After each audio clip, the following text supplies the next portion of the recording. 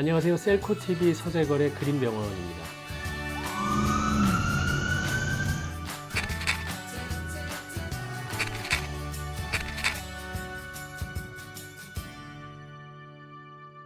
지난 시간에 바이러스에 대한 얘기를 했는데, 이어서 이 바이러스에 대해서 우리가 어떻게 생각해야 되고 그 다음에 앞으로 어떻게 할 건지에 대해서도 대책도 좀 마련해 보시는 게 좋을 것 같습니다. 그래서 바이러스에 대한 얘기를 조금 더 추가로 해보고 싶습니다.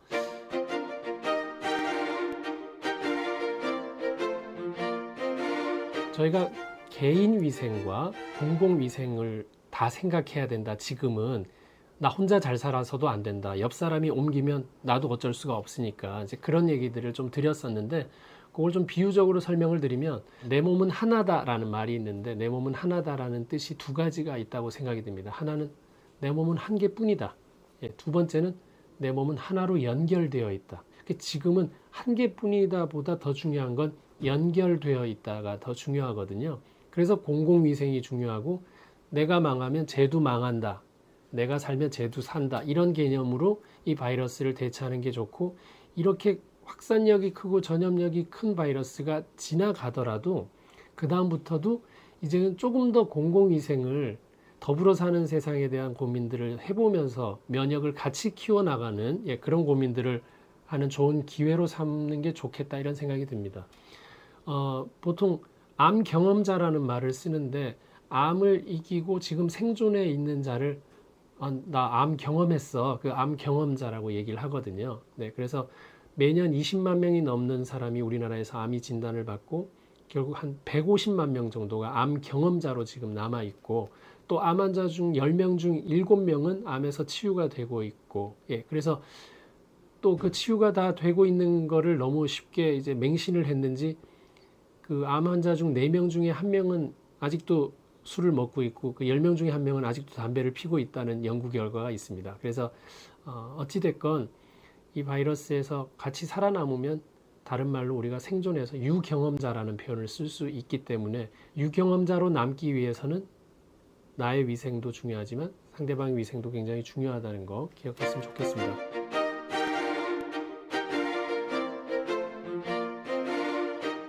또 한 가지는, 우리가 스트레스를 많이 받으면, 우리가 바구니가 이렇게 있으면 여기다 공을 담는 거는 굉장히 안정되고 쉬운데, 내가 똑같은 바구니를 받아 가지고서 이렇게 뒤집어서 있으면 공을 담기가 어렵고 공이 떨어지기가 쉽거든요.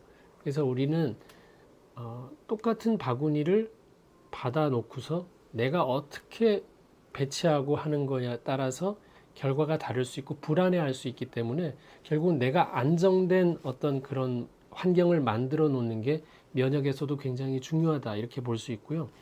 우리가 스트레스라는 말을 다른 말로는, 여러분들 현악기가 이제 그 현이 줄이 스트링이라고 하거든요.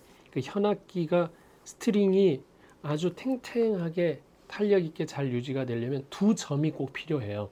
여기에서 여기까지 있는 점이, 이게 팽팽하게 있었을 때 이걸 스트레스라고 할 수 있어요. 그래서 스트레스를 해소하는 방법은 두 가지 방법이 있습니다. 하나는 좀 풀어서 느슨하게 줄을 만드는 거. 그러니까 여기서 요 점이 있다면 좀 느슨하게 만드는 방법 하나 있고, 성질 급한 사람이 할 수 있는 방법이 있습니다. 그냥 끊어버리는 거거든요. 그러면 줄이 끊어져서 두동강이가 나겠죠.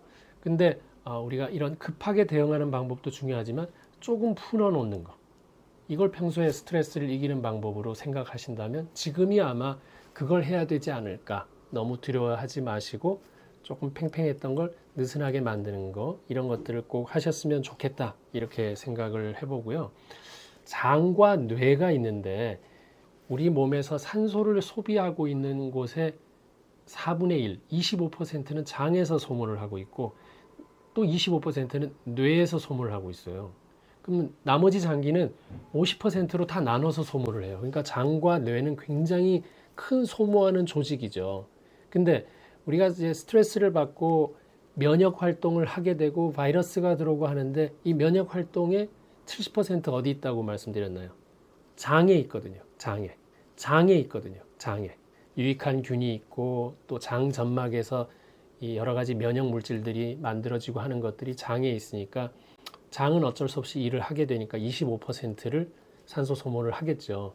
근데 걱정을 괜히 많이 하면 괜히 뇌의 25%를 또 소모하게 되는 거거든요. 그래서 장만 그 면역 일을 할 수 있도록 뇌는 좀 쉬게 만들어 주는 게, 그 일을 가지고 그 산소를 나머지 다른 곳에다가 쓰게 되면 훨씬 유익하게 내 몸의 건강을 지킬 수 있기 때문에 스트레스를 좀 줄이자, 이런 얘기를 꼭 좀 드리고 싶었습니다.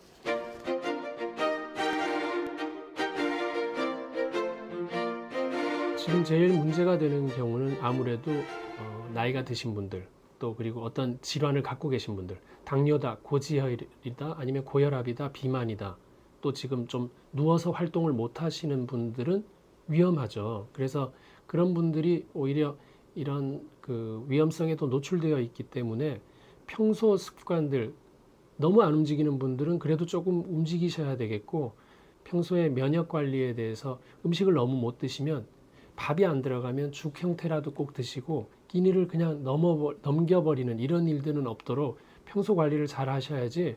아니면 새로운 바이러스가 등장할 때마다 누가 주로 대상이 되냐면 노약자가 대상이 되거든요. 그래서 그런 대상이 되지 않는 게 제일 중요한 방법이니까, 전체적으로는 골고루 먹어서 골고루 영양소가 나한테 있어야만 이 바이러스를 이기는 면역세포가 제대로 활동하게 되거든요.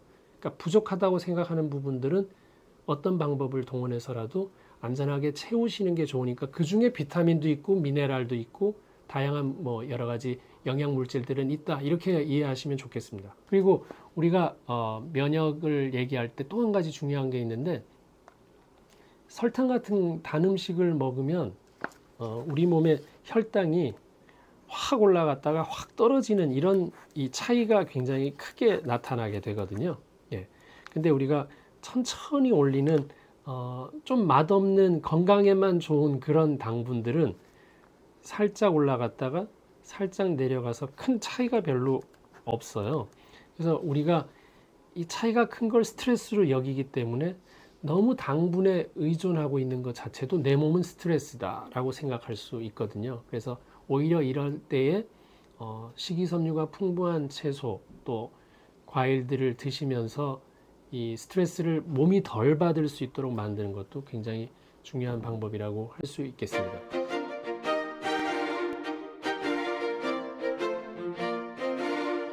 지금 어떤 일이 갑자기 닥쳐서 이걸 어떻게 해야 되느냐, 이 미래에 대한 면역은 이제는 예측이 아니라 대응 능력이다. 그러니까 지금 바로 대응할 수 있는 여러 가지 조합들을 끌어내는 힘이 있어야 되기 때문에, 여러분들이 지금부터 앞으로의 바이러스에 대한 이 면역을 만들기 위해서는 다양한 정보도 제대로 걸러내서 갖고 있으셔야 되고, 평소의 개인 위생도 충분히 챙기고 있으셔야 갑자기 이런 일이 생겼을 때는 공공위생만 추가하면 되잖아요. 근데 아무 위생이나 면역에 대해서 준비하고 있지 않다면 혼란만 되고 예측만 계속하게 되니까 오히려 이 직접적인 치료나 이 면역을 기르는데 도움이 되지 않습니다. 그래서 대응하는 능력을 많이 기르려면 평소에 운동도 좀 하시고, 저는 하루에 40분씩 꼭 걷고 있는데 40분이 5,000보 걷는 거거든요. 그래서 5,000보 걷는 거 정도를 아주 편하게 매일 할 수 있다면 이미 반은 면역 준비를 하고 있는 거거든요. 근데 안 걸은 사람이 바이러스가 왔다고 갑자기 만보에 1시간 20분을 걸으려고 하니까 탈이 나는 거죠. 그래서 평소에 걷는 정도의 면역 준비를 이 기회 통해서 꼭 하시면 좋을 것 같고요. 끝으로 바이러스에 대한 거에서 가장 중요한 면역은 역시 수면입니다. 잠. 가장 중요한 면역은 역시 수면입니다. 잠. 그러니까 잠을 잘 자야 되는데, 잠을 자면 바이러스한테 이기는 물질들이 나오고 진통제도 나오고 항생제도 나오고 하는 그런 물질들이, 다양한 물질들이 나오게 할 수 있으니까 잠을 자서 공짜로 그 물질들을 얻어서 이겨낼 수 있는 방법들 꼭 기억하셔서, 이 잠도 충분히 자고 운동도 열심히 하고 개인 위생들도 충분히 준비해서 앞으로 올 새로운 바이러스에 대해서도 잘 준비하는 여러분들 되시면 좋겠습니다.